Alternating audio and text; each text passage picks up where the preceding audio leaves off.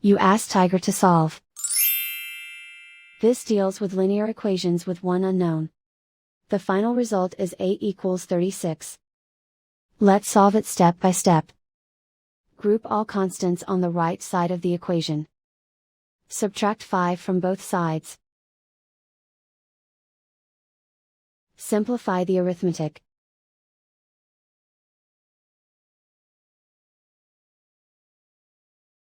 Isolate the A. Multiply both sides by 6. Group like terms. Multiply the coefficients. Simplify the fraction. Simplify the arithmetic. And so the final result is A equals 36.